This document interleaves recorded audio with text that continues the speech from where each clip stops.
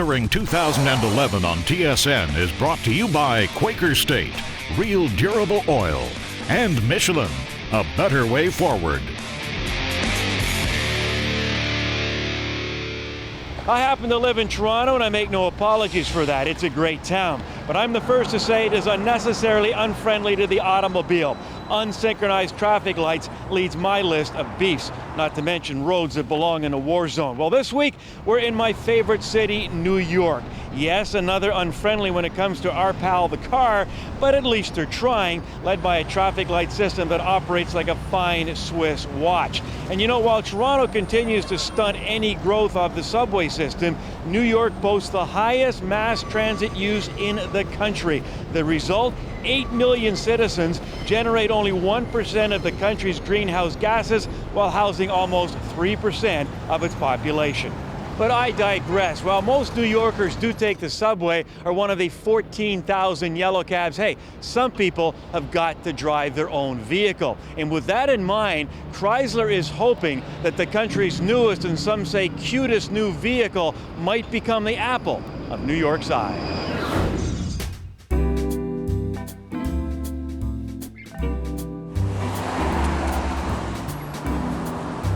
I mean, this is the ultimate combination of fuel efficiency and styling for the Canadian marketplace, perfectly suited right now for the environment in Canada with gas prices on the rise. Affordability, fuel economy, and value, and we think that the Fiat 500 has all of that, plus an awful lot of personality and fun to drive about it that many of the other vehicles don't have.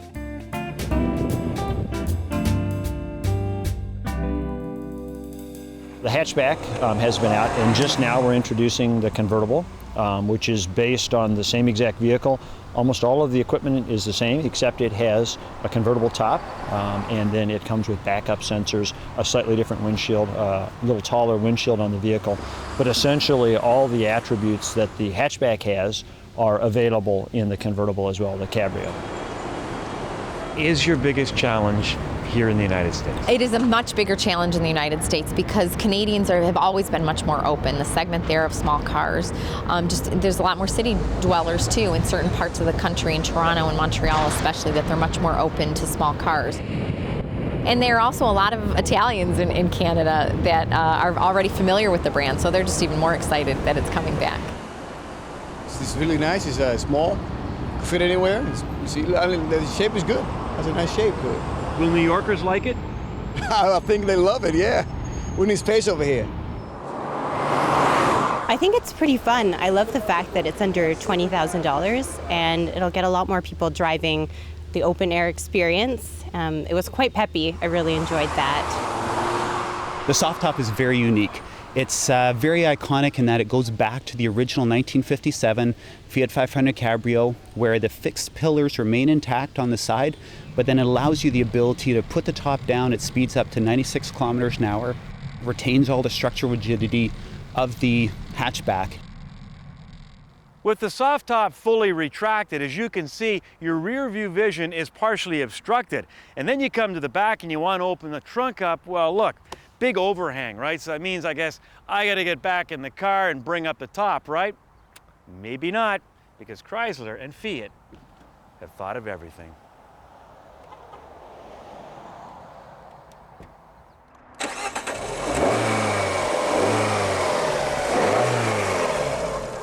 This is a true Fiat product. So this is the original Cinquecento from 2007. What we've done is our engineering team at Chrysler has just enhanced it and made it even better to make sure that it, stands up to the North American climates and the North American roads, and also made it more comfortable for North American customers. We think it's a lovely car to have here in the city. I'm an owner of a German car, much larger than this, but it reminds me of back home in Athens, Greece, and in Europe, having a small, beautiful, efficient car, ergonomic, eco-friendly. It's a great buy, I think. They say if you can make it here, you can make it anywhere in New York. Your thoughts on this car? He's gonna make it. They're gonna love it. Plus, it's good for parking. And space is very hard to find in New York. So it's another plus for this car. For that type of car, the kiss of death is to be labeled, to have a stamp, you know, like a chic car. So they're gonna have to work on that from the very, very beginning, because if they don't do that, it will happen. The Fiat Cinquecento will have the same destiny than the new Beetle.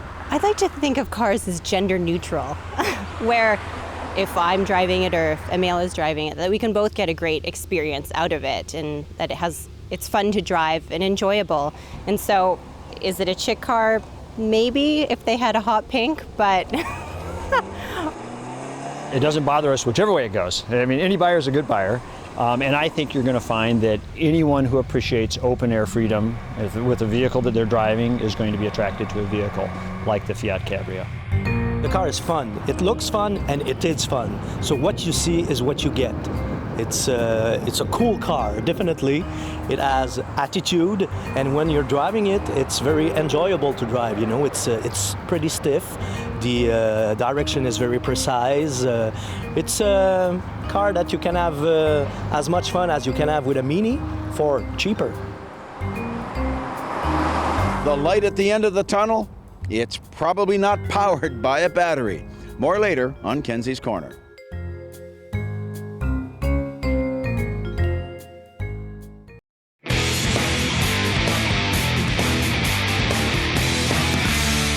It's bigger and it's bolder, but does that make it better? On this edition of Test Drive, the all-new Ford Explorer.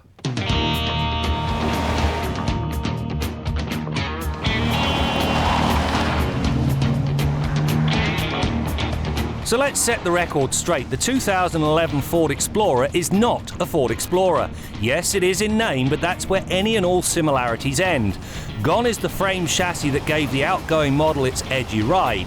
In its place comes a derivative of the unibody platform the replacement vehicle shares with the Edge, Flex and Taurus. As such, it's no longer a large off-roading sport ute, it's now a big soft-roading crossover.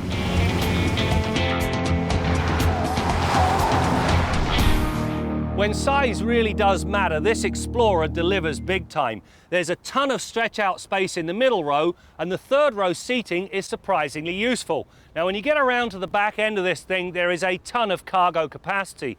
With the third row in the upright position, 20 cubic feet. Fold it down, which is that simple, the number grows to almost 44 cubic feet.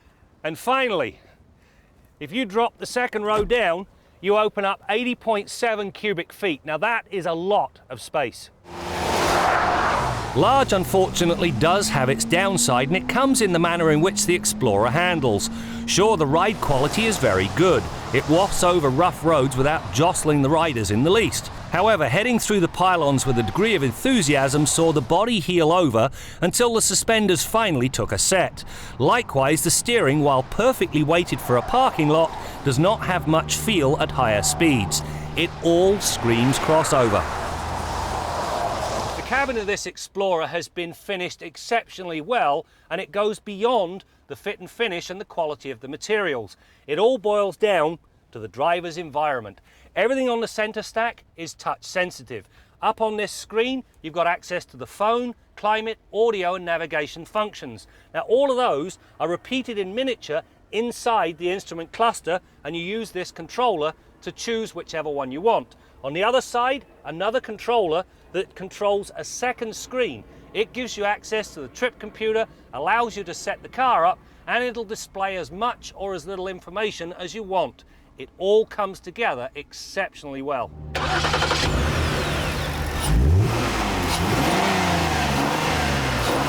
The Explorer's 3.5-litre V6 engine delivers a healthy 290 horsepower and 255 pound-feet of torque. The response to throttle input is quick, and there's enough low-end grunt to spin the front wheels. Credit the numerically tall first and second gears. The 6-speed Manumatic is also well sorted and slips through its gears smoothly. The problem with the power at play is that it has to motivate 2,146 kilograms of Explorer.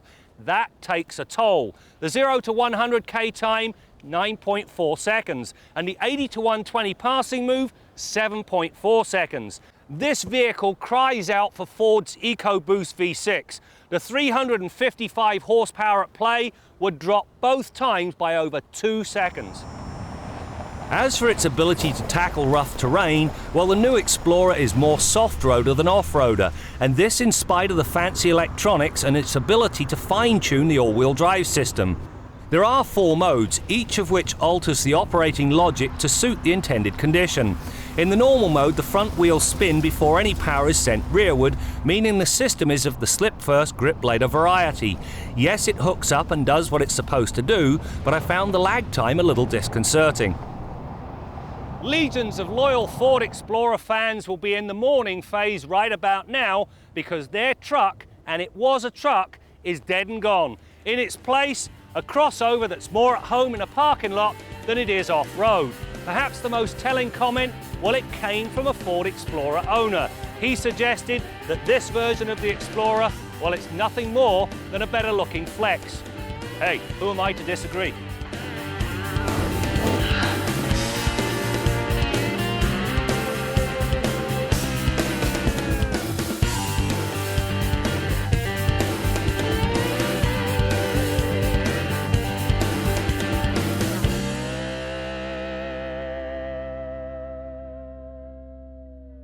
It's summertime, and I want to wash my car, but I'm not allowed to. And believe it or not, you may not be allowed to either. You want to know why? Check me out, Howard Elmer at motoringtv.com.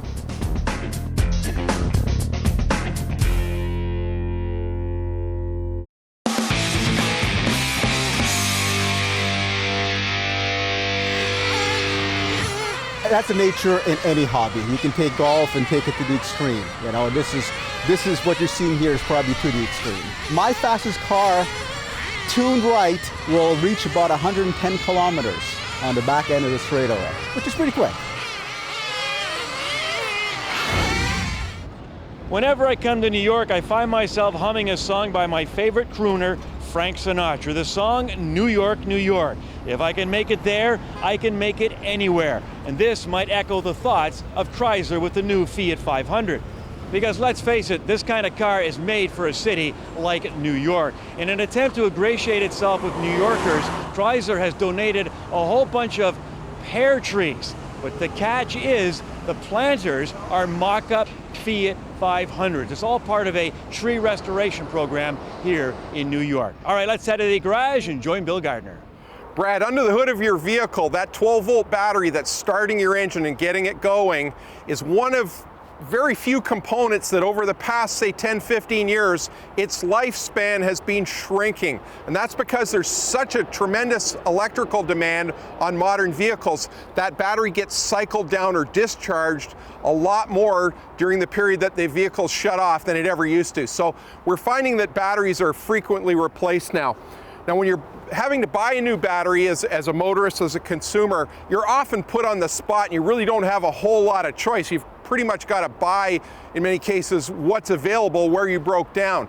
However, if you have the latitude to actually shop around and choose, there's a few things you should know. Now, batteries are rated by cold cranking amps, or CCA, and the higher the number, the better. And in many applications, this vehicle, for example, with this battery manufacturer, we have 3 different price level choices, and the more we pay, the more performance we get in terms of cold cranking amps and reserve capacity. Reserve capacity is what I want to really talk about today, and it's often overlooked, but as a mechanic, it's something I really need to know, because a lot of times I want to make calculations of how much time have I got before that battery is completely discharged if I inadvertently leave some lights on, or if I'm trying to limp the vehicle back to the shop with a failed alternator. Those are 2 things that come up quite often. Now, when we talk about reserve capacity, that's the number of minutes. It's a number stated on the battery specs in minutes, and it's how many minutes the battery can support a 25 amp discharge at 80 degrees Fahrenheit. And basically what that is an indication of, let's say for example the alternator fails in the car and I've got a battery with 90 minutes of reserve capacity. If I shut down most of the electrical accessories on the vehicle, that 25 amps that is in the reserve capacity rating will run the engine, the fuel pump, wipers, lights, etc., the bare minimum that it takes to operate the vehicle. So for 90 minutes, we might be able to drive that car in a radius that will get us to a repair shop and not actually break down. Now, as batteries age, reserve capacity depletes. So, you know, if the spec was 90 minutes when it's brand new and it's 5 or 6 years old, you're not going to have 90 minutes then. Those specs are for a brand new, good condition battery. Till next week, I'm Bill Gardiner for Motoring 2011.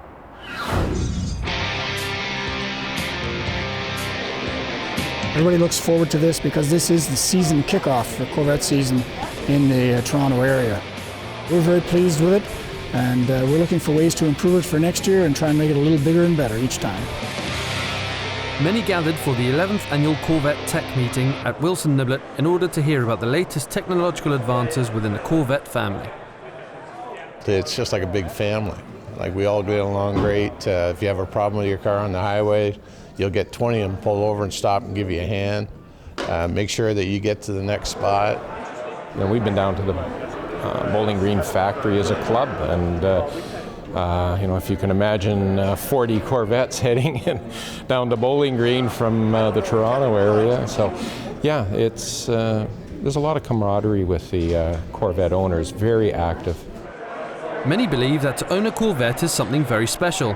One thing that certainly does distinguish new Corvette owners is the opportunity to build their very own engine at the GM production plant in Wixom, Michigan. The customer comes in the morning and will build their own engine, literally, from the engine block up, every bolt, every fastener, every component. They will pick up, they will inspect and put on the engine. It isn't a come watch and see it built. You are going to put your hands on your engine. I think it's absolutely, for this type of a vehicle, the pride that people have in their cars. General Motors is right on by having this as a available program now.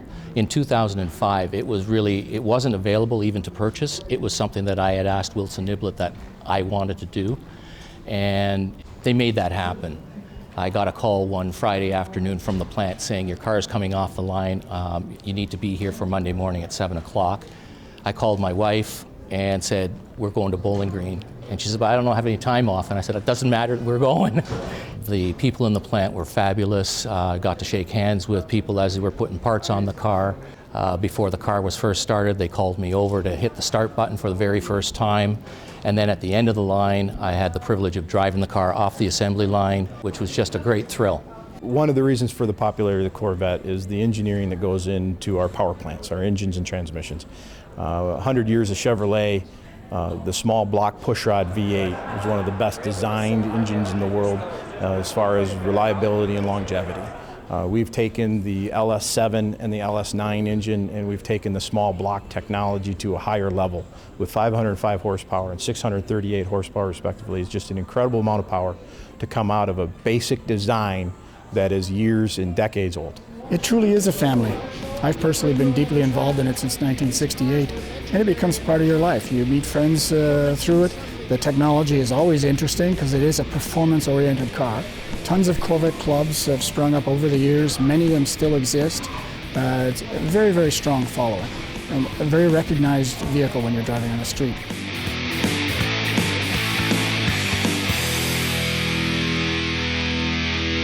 Closed captioning of Motoring 2011 is brought to you by Greener, fuel efficient, global.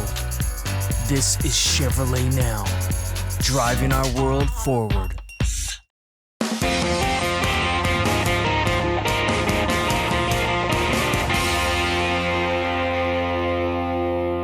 I once asked the then president of BMW Canada how come his company seemed to be abandoning their projects on hydrogen-powered vehicles and going down the electric road. Well, he kind of shrugged his shoulders and said, well, if nobody's making any money in China, but everybody's going to China, how do you tell your board of directors you're not going to China? In other words, they're following the herd. It's mostly a PR exercise. Well, there's one company who's not following the lemmings over that particular cliff. Mazda has declared they will not be pursuing an electric car strategy. And you know, they've got it right. In fact, over the next couple of years, you're going to see some stuff from Mazda on both gasoline and diesel technologies, plus new transmissions, which are going to be truly impressive. In fact, that's been the real story to me for the last decade. We've been beating on the auto cycle and the diesel cycle, those are the operating principles of combustion engines, for about 150 years, and engineers are still pulling double-digit improvements out of these things in performance, emissions, and economy. Electric cars, the Baker Electric of 1913 had a range of about 100 kilometers. How much progress have we made? Now the tree huggers will say, well, it's the environment, we got to save the trees, we got to save the atmosphere, blah, blah, blah. Well, I've probably said this on the show before, but the contribution of passenger cars and light trucks to the environmental problems, 12%. 12%. Now, maybe in Athens, Greece, somewhere along the line, electric cars would improve the atmosphere, but the fact is, the tailpipe emissions of a modern gasoline car are cleaner than the air going in. So maybe what we got to do is to sell the Greeks a whole bunch of new cars and they can drive around and vacuum up all the crap in their atmosphere. But the fact is, electric cars are no further ahead than they were 100 years ago. Now, what's that? I've got more to say on this subject, but Karen tells me that the camera's running out of batteries, so. Do you know why you need to check out motoringtv.com right now? Jim Kenzie says there is no such thing as a blind spot. Howard Elmer wants to know why he can't wash his own car at home. And the Menzoid says, Jesus Chrysler! That was a NASCAR prayer. And don't forget to join our Facebook family for the total motoring experience. You know, they spent a week launching this new Fiat 500 Cabriolet here in New York City, and every day, with the exception of today, it has been raining. Not what Chrysler was hoping for. But I did suggest to Chrysler, on the bright side, gas prices are still high. Now, I know you don't like that, but believe me, it is the key to success in the small car market, especially here in the United States, and that goes for cars as cute as this Fiat 500. As for me, I like the car. It is what it is. Not a lot of room, but it's fun, especially around downtown areas. Now, it comes with a standard 5-speed manual, an optional 6-speed automatic. It's about $1,300. And I know what you're saying. You got to drive a manual. I have to agree, but in this case, I got to go with the 6-speed. It's just potentially better fuel mileage, more relaxed drive on the highway. And hey, Chrysler, this car should have a 6-speed manual. Anyway, that's it for now. We'll see you next time out as we continue to bring you more stories about cars and the people who drive them. The only difference you'd really notice is at the gas pump. Cleaner, greener, faster. You really can have your cake and eat it too with this vehicle.